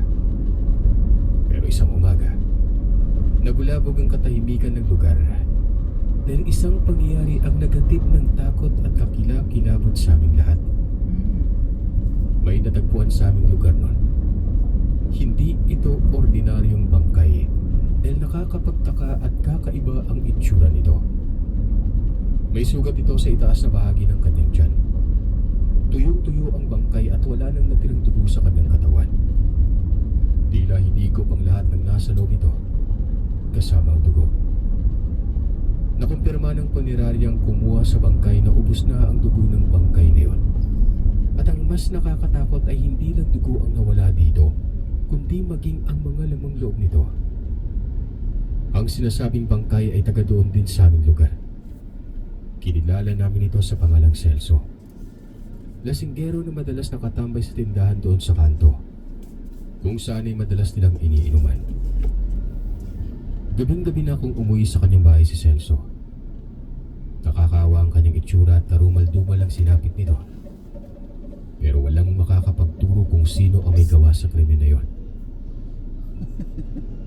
Magpaganon pa man, usap-usapan sa lugar namin na ang may kagagawan nito ay hindi ordinaryong tao, kundi isang tiktik.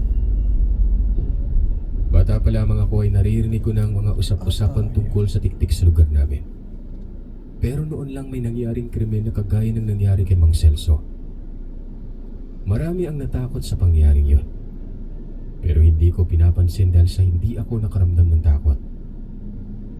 Lumaki akong matapang. At isa pa, hindi ako naniniwala sa mga sinasabi nilang tiktik o kahit na anumang uri ng aswang. Sa bahay nila binuro lang bangkay ni Mang Celso. Gabi-gabi ay pumupunta din ako doon para makirabay. Pero hindi pa man inilibing si Mang Celso, ay nagulat na naman ang buong baryo ng muli ay may natagpuan na namang bangkay sa lugar namin. Ang biktima ay isang binatilyong nasa 15 taong gulang. Kagaya ni Mang Celso, may sugat din ang bandang itaas ng tiyan nito. Kung titingnan ng sugat ay hindi naman malaki, pero tuyong-tuyo at wala ng bahid ng dugo ang katawan ng biktima. Kung kaya't lalong nabahala ang buong baryo noon. Nabalot ng takot ng mga mamamayan. Pero ang tanong ng marami, kung sino kaya ang salarin sa likod ng krimeng ito? Mahirap dahil hindi namin nakikilala ang aming kalaban. Hanggang isang gabi noon, papunta na sana ako sa bahay ni Mang Celso. Yun ang huling gabi ng kanyang lamay. Nang may nakasalubong ako sa daan na napakagandang dilag. Yun ang unang beses kong makita ang dalagang yun sa lugar namin. Nagkatitigan kami. Medyo madilim na noon at tanging ang liwanag lang ng mga bituin at kalahating buwan ang nagsisilbing liwanag sa daanan namin. Kung hindi ako nagkakamali, nasa 7:00 na ito ng gabi. Pinati ko yung dalaga at nag-aalala ako sa kanya dahil babae ito at nag-iisa itong maglakad ng ganung oras. Taga saan ka, miss? Hindi naligtas yung lugar namin na mag-isa ka lang maglakad tuwing gabi. Babae ka pa naman tapos may itsura ka pa. Sabi ko. Sumagot ang dalaga na hindi daw siya natatakot.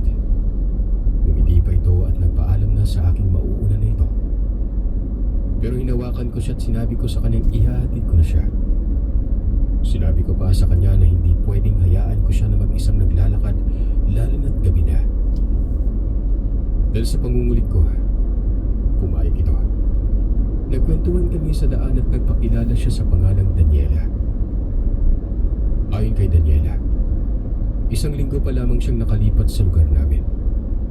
Sinabi niya pa na bihira siyang lumabas kaya hindi ko siya nakikita. Meron lang daw siyang biniling gamot sa tindahan. Masama daw kasi ang pakiramdam ng kanyang ina. Kaya napilitan itong lumabas kahit gabi na. Tama nga naman na hindi ko siya nakikita na madalas dahil nasa dulo na ng baryo namin ang kanilang bahay. Ayon sa kanya, ay nanay niyang kasama niyang lumipat doon. Ayon sa dalaga na nanggaling sila sa kabilang bayan. Agad itong pumasok pagtapat namin sa kanilang bahay. Sinabi niya na pwede na akong umalis doon. Kasabay nito ay nagpasalamat siya sa paghatid ko sa kanya. Ngumiti naman ako. Tumuloy na rin.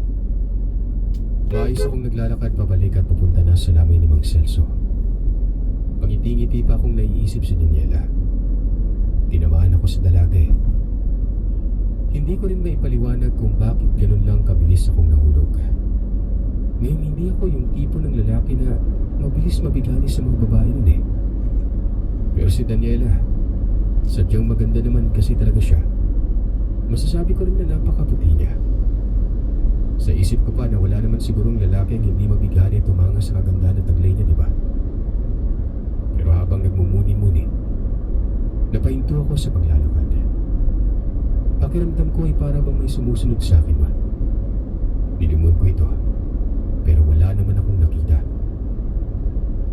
Naisip ko na baka mali lang ako at guni-guni ko lang ang lahat. Kaya't hinayaan ko na lamang at binilisan ko ang aking paglalakad noon. Hanggang sa maayos na akong nakarating sa bahay ni Mang Celso. Nalibang ako sa pagtaya sa sugal doon kaya inumaga na ako nag-uwi. Ganun pa man, dahil huling gabi na rin naman ng lamay, maayos din naman na inilibing si Mang Celso. Lumipas sa mga araw ay hindi ko na nakita si Daniela. Naisip ko na tama ang sinabi niya, na hindi talaga siya mahilig lumabas. Isang araw ay sinadya akong pumunta sa bahay nila Daniela para dalawin siya. Maayos naman at tama lang ang pagpunta ko dahil umaga pa lang noon kaya nadatnan ko siyang nagwawali sa tapat ng kanilang bahay. Nagulat pa si Daniela na makita ako. Maya-maya ay may lumabas ng medyo may edad na ale.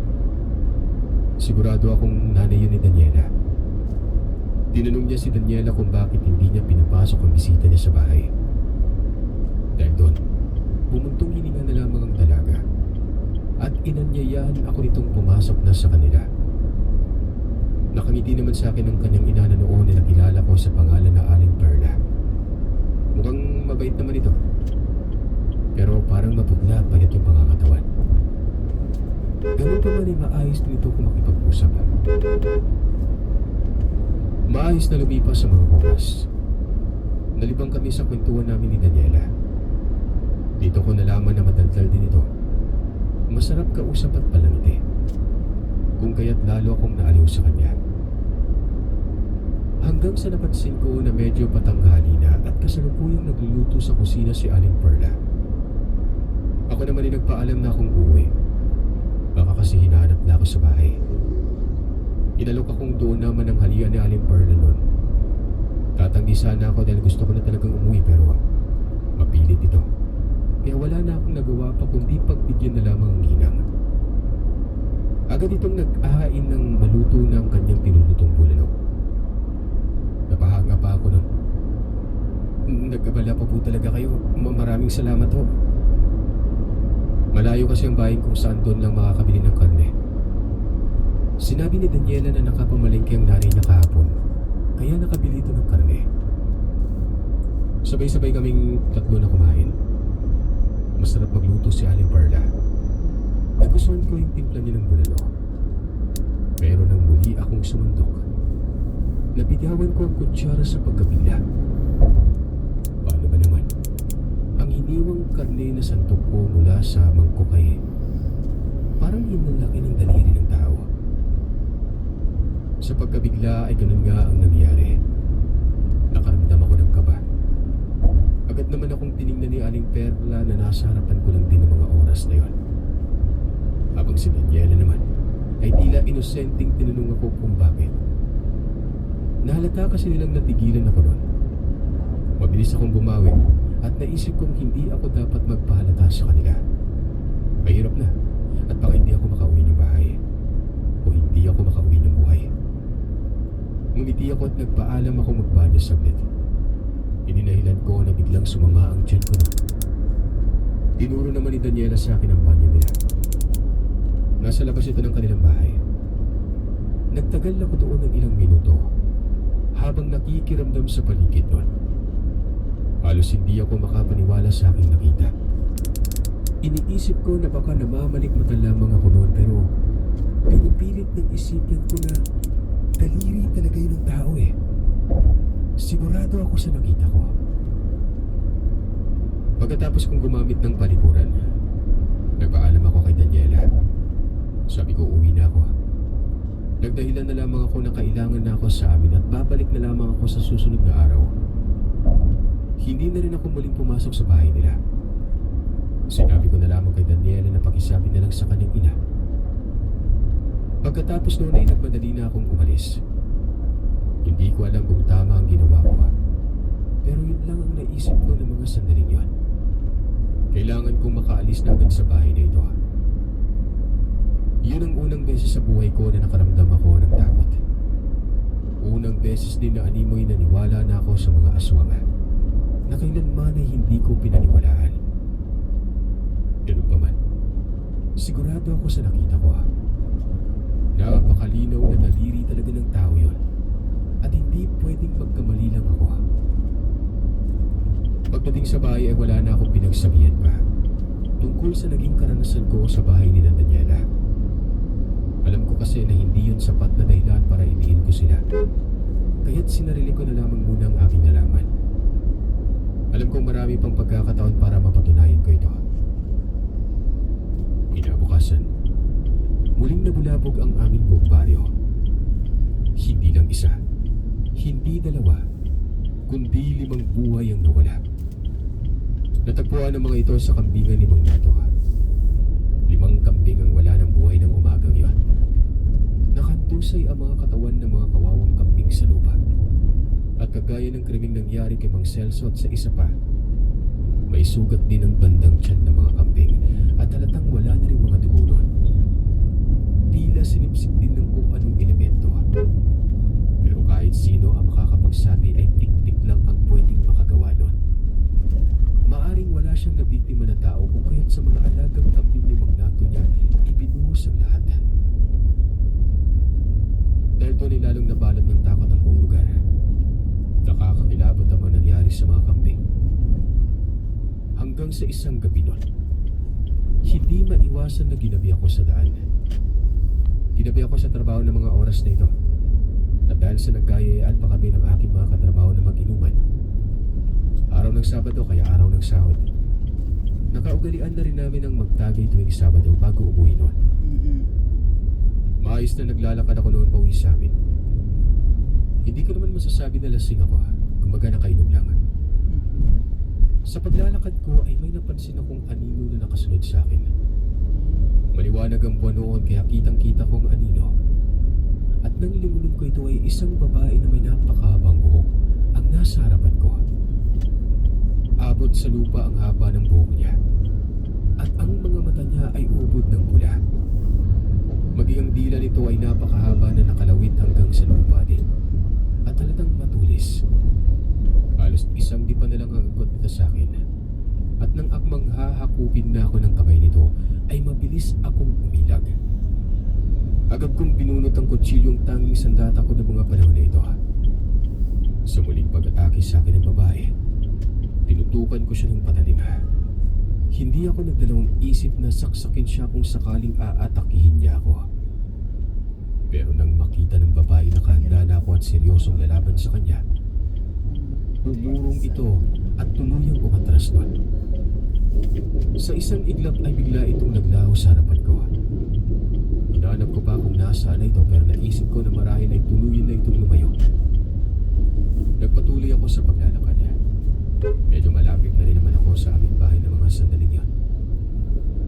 Sa kabutihang pala din nakauwi akong ligtas sa bahay namin.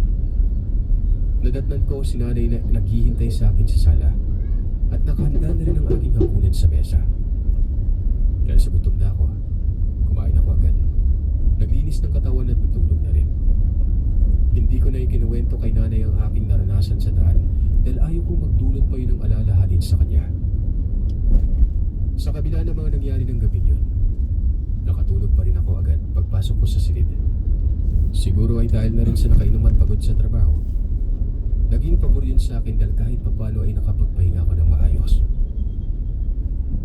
Kinabukasan, tinanghali ako ng gising. Napasarap yung tulog ko eh. Wala namang problema gawain ng linggo naman yan at wala akong pasok.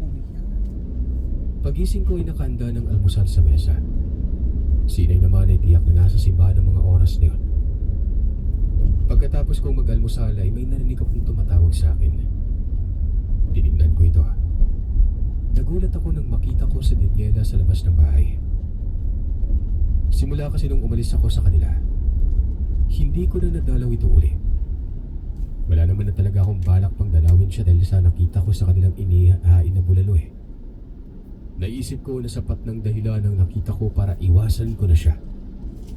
Sigurado ako sa nakita kong yun. Kaya hindi maalis-alis sa isipan ko ang pagdududa na aswang itong si Daniela.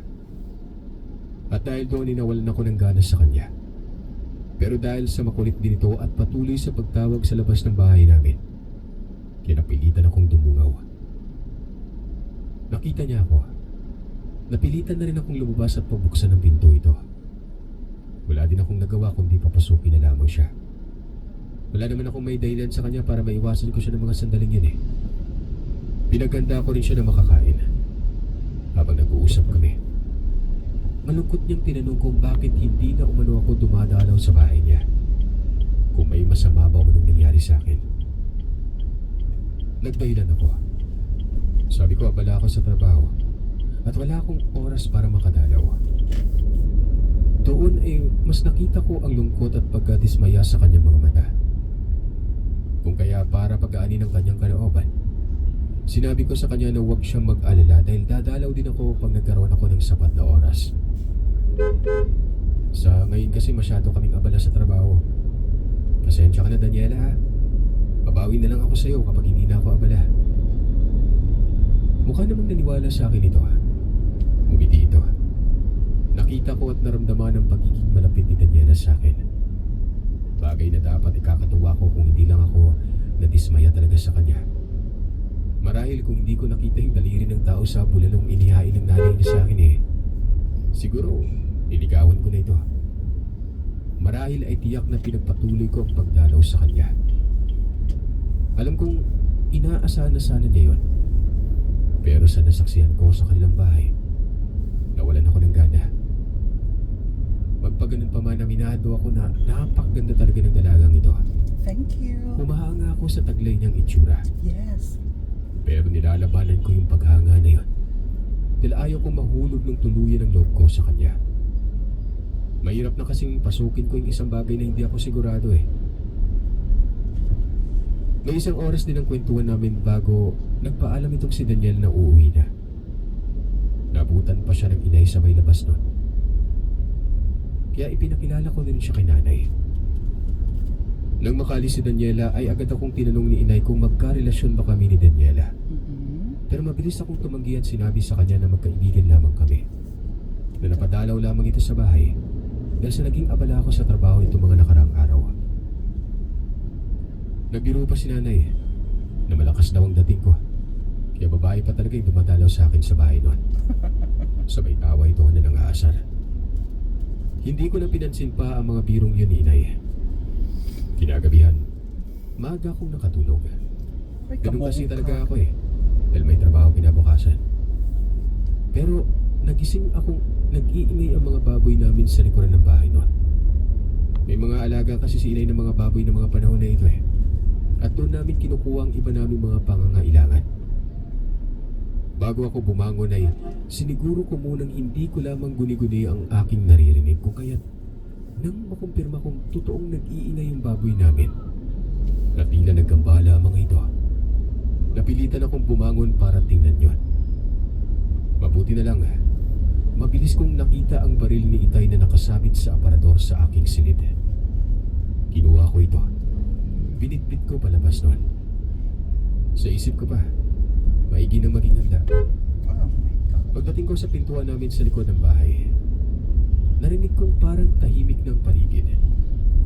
Hindi na nag-iingay ang mga alaga naming baboy. Pero binuksan ko pa rin ang pinto at tinignan ang aming mga alaga nun.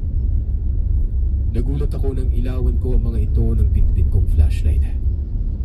Nakahandusay na ang dalawa naming alagang baboy. Kagaya ng karaniwang nangyayari sa mga biktima ng tiktik. Patay na ang mga ito at walang bakas ng dugo nun.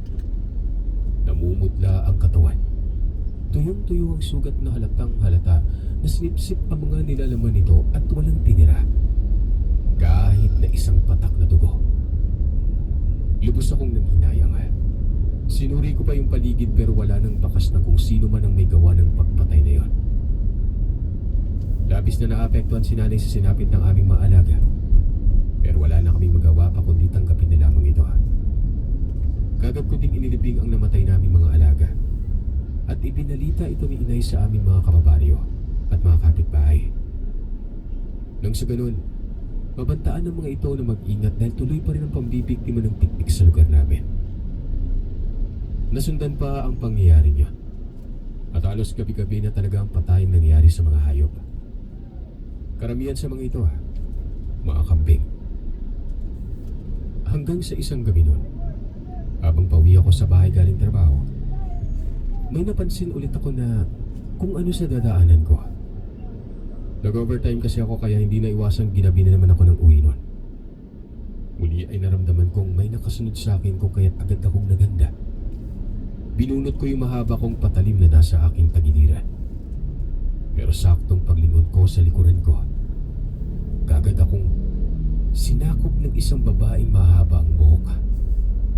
Sa wari ko ay ito ang babaeng nakaharap ko na rin nung unang gabi na sinundan ako nito. Batid ko ang lakas nito habang hawak ako ng dalawang madulas na mga kamay. Pero pinilit kong makawala.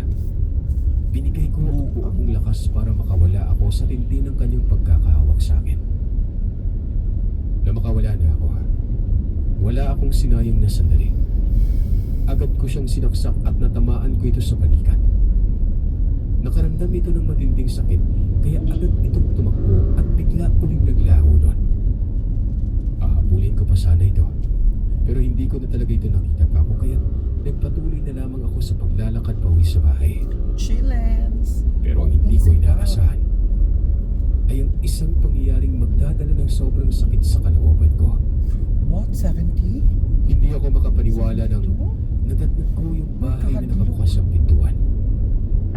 Agad nabubungad sa amin ang katawan ng aking ina na nakadapa sa may sahig nun. Kitang-kita ko na wala na itong buhay. Katulad ng mga biktima na nauna sa kanya, ay pareho lang din ang sinapit niya sa mga ito. May sugat ito sa itaas ng parte ng kanyang tiyan. Sinipsip din ng dugo at mga lamang loob ni nanay. Halos hindi ko matanggap ang nangyari kay nanay nun. Niyakap ko yung katawan niya. Labis-labis ang sakit na nararamdaman ko. Galit na galit ako sa gumawa nun. Alam kong kailangan kong tanggapin ang nangyari at kailangan kong maging matatag. Hindi na ako nakatulog ng gabing yun. Sinamahan ako ng aming mga kapitbahay at nag-alay sila ng dasal kay nanay. Kinabukasan, maagang dumating ang mga taga-punerarya para asikasuhin ang bangkay ng nanay ko. Dumalaw din si Daniela sa unang gabi ng burol ni Inay. Pero hindi ko ito pinapansin. Wala akong pruweba pero nakaramdam ako ng galit maging kay Daniela. Kahit na wala akong matibay na dahilan na may kinalaman siya sa nangyari sa aking mahal na ina. Pinagtagpi-tagpi ko yung mga pangyari. Nagsimula lamang ang patayan sa lugar namin nang dumating ang mag-ina na yon. Correct. Kaya't malakas ang kutob kung sila ang may gawa ng mga krimen nang nangyayari sa aming lugar. At lalong hindi ko matanggap na pati ang nanay ko na biktima nila. Correct. At ang pinakamasakit, wala akong nagawa para matulungan man lamang sana siya. Correct. Inabot ng umaga si Daniela doon sa amin.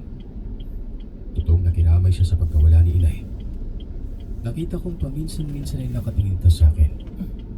Alam kong ilang beses niyang tinangka na makausap ako pero sinadya kong iwasan siya. Gusto kong maramdaman niya na umiiwas ako sa kanya nang sa ganon ay hindi na niya ako kulitin pa. Mas mabuti na sigurong hindi na kami mag-usap noon. Baka masabi lamang ako sa kanya na hindi maganda. Yes. Umuwi din si Daniela kinabukasan na hindi kami nakapag-usap. At mula noon ay hindi na ito bumalik pa sa lamay ni Inay. Pinalibing ko din si Inay matapos ang 3 araw niyang burol sa bahay. Wala naman ang dahilan para patagalin pa. Hindi na nagpakita si Daniela hanggang sa mailibing ang nanay noon. Lumipas pang ilang araw at wala na akong balita tungkol sa kanya. Hindi daanan ng kanilang bahay kaya hindi talaga kami nagkita noon. Ganun pa man ay naisip ko na mas mabuti na yon nang sa ganun ay tuluyan ko na siyang makalimutan. Pero isang araw, muling nagkasalubong ang daan namin. At doon ay hindi na nakapagpigil pa si Daniela. Tinanong niya ako kung ano ang problema at kung bakit hindi ko siya pinapansin. Tumingin ako sa mga mata niya at madiin kong sinabi ang mga katagang, "Ayoko sa iyo, Daniela. Ayoko sa babayang makulit at pinipilit ang sarili sa lalaki. Kagaya ng ginagawa mo sa akin." Umiling siya at nagwika na hindi niya ako maintindihan. Hindi niya alam kung paano ko yun nasabi gayong ako ang pumunta sa bahay nila. Pero hindi na ako nagsalita pa. Ayaw kong makabitaw ng mga katagang hindi ako sigurado. Walang ano-ano ay tinitigan ako sa mata ni Daniela. Doon ay halos masuka ako nang bigla ako nakaramdam ng pagkahilo. Pagsisisihan mo yung ginawa mong pag-itsapuera sa akin, Lucas. Wala pa akong ginusto na hindi ko nakuha. Mahina pero madiin na wika niya. Kasunod nito ay ang dali-dali niyang pagtalikod. Nakaramdam ako ng kilabot nang bigla na lamang siyang nawala sa paningin ko. Dahil doon ay mabilis akong umuwi sa bahay. Pagpasok ko sa bakuran ay nakita ko na naman si Daniela sa daanan sa labas ng bakod na nakatingin sa loob nun. Doon na ako nakaramdam ng takot. Ganun pa man ay nilakasan ko na lamang ang loob ko. Hindi ako makakapayag na kung sakali mang balak akong biktimahin ng aswang ay wala man lang akong kalaban-laban. Sa isip ko pa na buhay ang inutang nila sa akin kung kaya't buhay din ang nararapat na kabayaran. Tanging ang ina ko na lamang ang kaisa-isa ang taong nagmamahal sa akin nun. Ang taong pinag-uugutan ko ng lakas para magpatuloy sa buhay. Kung kaya't hindi ako papayag na mamamatay lamang na hindi man lang makakuha ng panabla. Pagkapasok ko sa bahay ay inilapag ko lang ang dala kong bag sa upuan. Mabilis kong kinuha mahaba kong patalim na siyang lagi kong sinusumpit sa bewang nun kapag umaalis ako ng bahay. Habang nagluluto ng hapunan ko ay hinahasa ko yung patalim. Gawa sa pilak ang kutsilyo na ginawa pa ng yumaw kong ama. Walang espesyal na sangkap ang kutsilyo dahil sa hindi naman ito na dadasal na nabasbasan nilang ng albularyo. Yun ay sa kadahilan ng hindi naman ako naniniwala noon sa sinabi nilang aswangan. Maaga pa lang ay patid ko nung may mangyayaring hindi maganda ngayong gabi. Patid ko na hindi matatanggap ni Daniela ang mga sinabi ko sa kanya. At sapat ng dahilan nito para hindi niya ako ibayan hanggat hindi ako napapatay. Nagkakamali ka ng pinagtangkaan. Ipapakita ko sa'yo na hindi ako natatakot na harapin ka. Sabi ko, maaga akong kumain ng hapunan. Nang sa ganoon ay may lakas akong kakaharapin ng mga nilalang na ito. Pagkatapos kong kumain na muli ko na namang hinasa ang pataliman. Hinaplasan ko pa ito ng ordinaryong lakis ng niyog na karaniwang ginagawa ni Inay. Ito kasi ang isa sa nakahiligan niyang gawin. Bihira lang kami bumili ng mantika noon dahil sa marami kaming niyog na ginagawang langis niya. Ito din ang ginagamit niya sa pagluluto at pag-isa. Mas masarap ito at nagbibigay ng mabangong aroma. Pinaplusan ko ng langis ang patalim pagkatapos ay isinalang ko sa baga at kapag uminit na ay muli ko itong hinahasa. Dahilan para naging manipis at masumaba pa ito. Tumalas pa. Nang sa tingin ko ay kontento na ako sa itsura ng patalim na yon, huminto ako sa pag-asa. Sa isip ko pa noon na kung sino man sa mag-ina ang pumasok sa bahay ay hindi ko sasantuhin. Hanggang sa sumapit na ang alas 10 ng gabi, doon na ako nagsimulang makarinig ng mga paghuni ng hayop na hindi ko naman dati naririnig. Walang ano-ano ay nakarinig ako na may bumagsak sa bumungan. Kasunod nito ay ang pagkarinig ko ng mga pagsitahulan ng mga aso ng aming kapitbahay. Umaalulong din ang mga ito na animoy na nakikita mga nilalang na hindi pamilyar sa kanila at may mga masamang bahid. Nakahubad ako habang nakahiga ng patiya sa sofa namin na gawa sa solidong tabla. Nakahalukip-kip din ako habang ang isang kamay ko na natatakpan ng sandalan ng upuan ay mahigpit na nakahawak sa aking patalima. Batid ko pa ang biglang pagbukas ng bintana sa sala kung saan ako nakaharap doon. Sadyang hindi ko ito sinara ng maayos. Mula doon sa bintana ay biglang pumasok ang animoy, paniking nilalang na may mahabang buhok at nakalawid ng dila. Naglalaway din ito na siyang naglilika ng nakakasulasok nitong amoy. Tumalo ng dinalang sa tiyan ko para dumugin ako. Pero bago pa man nakalapit ito, ay mabilis at maras ko nang iminasiwas ang hawak-hawak kong patalima. Dahilan para matamaan ko ang dinalang sa kanyang mga braso. Maging ang mahaba nitong dila ay nasugatan ko rin dahil sa pagwawasiwas ko ng aking patalim doon. Dahil sa nangyari, kung kaya't umatungal na malakas ang nilalang, kaagad itong tumalon sa bintana at mabilis na naglaho sa dilim. Pero ilang sandali ang lumipas, muli akong nakarinig ng huninon. Ngumisi ako at sa isip ko pa, kapag pumasok ka, akit ka. Mula sa bintana na dinaanan ng unang nilalang ay may biglang tumalon doon na kulay itim na aso. Pero sakto lamang na nakalapat ang mga pa nito sa bintana nang sinalubong ko ito ng saksak. Tinamaan ko ito sa dibdib kung kaya't salip na makagalaw ay natigilan na lamang ito sa pagbaon ng mahaba kong patalima. Lalo na't pagtara ko ng patalima ay dumiretsyong hiwa yun sa kanyang leeg paakyat. Nang bunutin ko ang patalima, mabilis itong nahulog sa bintana. Walang takot ko akong lumabas para sundan ng nilalang, pero wala na akong naabutan pa.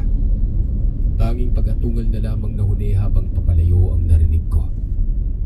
Ganun pa man ay naulinagan ko ang umaatungal na boses na naunang makapasok sa bahay.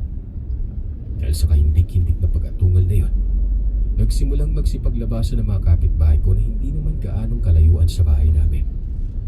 Nakita ko silang papunta sa bahay habang may daladalang mga itak at sulo. Kung hindi ako nagkakamali ay nasa 6 na kapitbahay ko noon ang rumisponde. Doon ko na sinabi sa kanila na inatake ako ng aswang. Doon ko lang din nagsimulang maramdaman ang hapdi na nasa dibdib ko at mga braso. Ay, naku. Isa sa mga kapitbahay ko ang nagwika na may galos ako sa dibdib. At doon ay nakita ko na meron din akong tama sa braso. Yung isang kapitbahay ko ay niyaya ako na pumasok na muna sa bahay ko. May alam siya kung paano palalain ang sugat ng mga nilalang na nasugatan ko gamit ang patalima.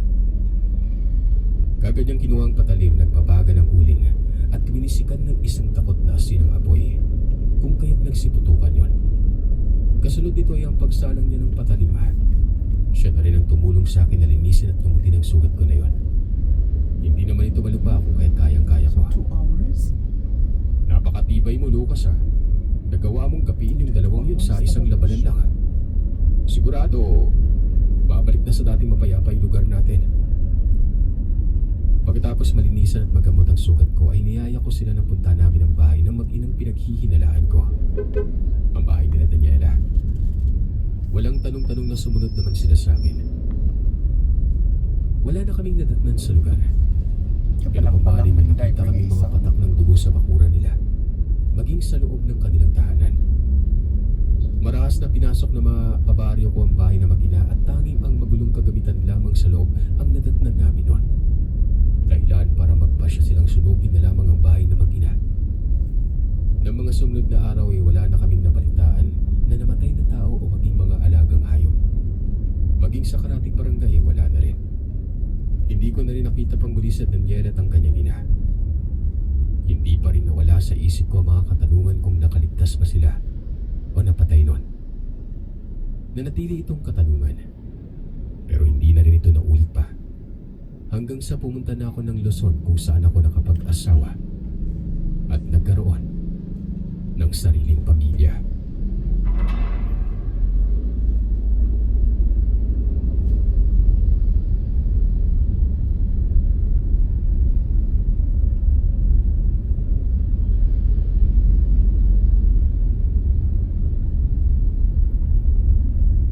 One day in 2004, a young man was watching the news when a story about this savage murder case came on the TV. And at first, the young man really wasn't paying that much attention. But then a picture of the victim in this murder case flashed across the screen. And at first, the young man just stood there frozen in shock. But then he got up, ran to his computer, and began frantically searching through the chat logs of this old conversation he had had. And after a few minutes of searching, he found what he was looking for, he printed it out, and he called the police. But before we get into today's story, if you're a fan of the Strange, Dark, and Mysterious delivered in story format, then you've come to the right place because that's all we do, and we upload 2, 3, even 4 times a week. So, if that's of interest to you, please go over to the Like Button's house and proceed to eat all the food in their fridge, but make sure you put back all the empty containers. Also, please subscribe to our channel and turn on all notifications so you don't miss any of our uploads. Okay, let's get into today's story.